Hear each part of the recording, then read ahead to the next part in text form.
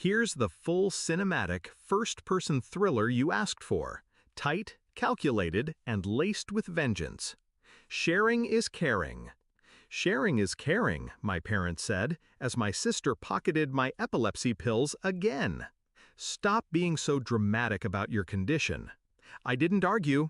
I let the words slide over me like cold rain. But when I collapsed in family court during our inheritance hearing, my body convulsing in front of the judge, the room went silent. The bailiff called for an ambulance. The judge demanded immediate medical intervention. And that's when they found the truth. I learned young that love in our house was conditional. My sister, Emily, was the favorite. Charming, golden-haired. Her laughter could shatter our parents' discipline like glass. Mine? Mine was tolerated. I was the delicate one, the inconvenience, the one who made everything harder because of the pills lined up on my nightstand. Emily figured out early that my weakness was leverage. Sometimes she'd borrow my medication, giggling about how she was just testing if I'd notice. When I'd call her out, our parents would shake their heads. "Stop being so possessive. You have more at the pharmacy." Possessive. That's what they called wanting to live. The betrayal wasn't sudden. It was a slow bleed.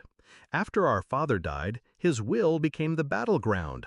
A large estate, properties, accounts, enough to ensure no one in the family ever worked again. The reading was scheduled for a Tuesday morning in family court.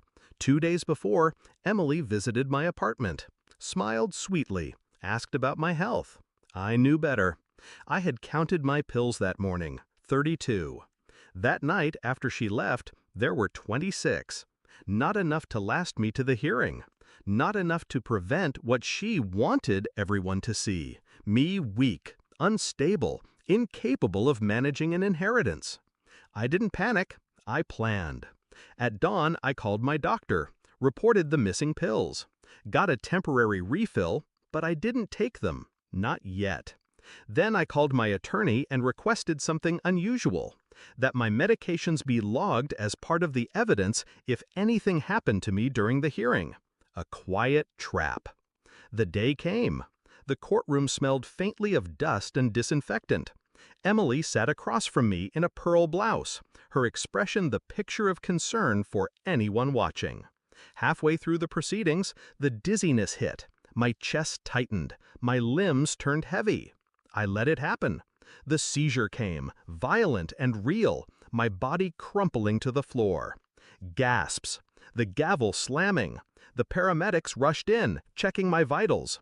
My bag was opened, the empty pill bottle inspected. The lead paramedic's brow furrowed. "You're prescribed 32 of these a week. Why are there only 26? The judge's head snapped toward Emily. Her smile faltered. Protocol kicked in.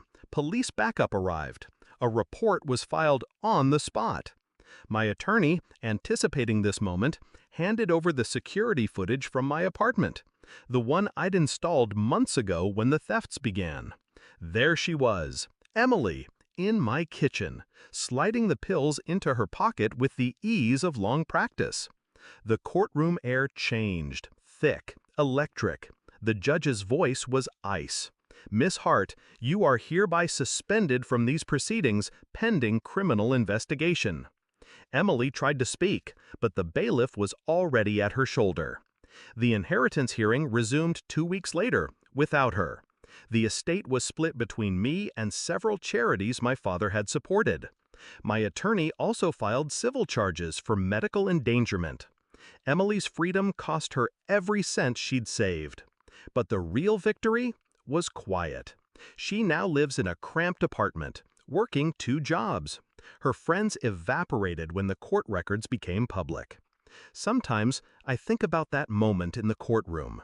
Me on the floor, the room spinning, her face just before it all fell apart. There wasn't fear at first, just confusion, then realization, then the collapse. Not of her body, but of everything she thought she had over me. People call what I did revenge. I call it proof. Because in my family, sharing wasn't caring. It was taking. and I simply taught my sister what happens when you take from me.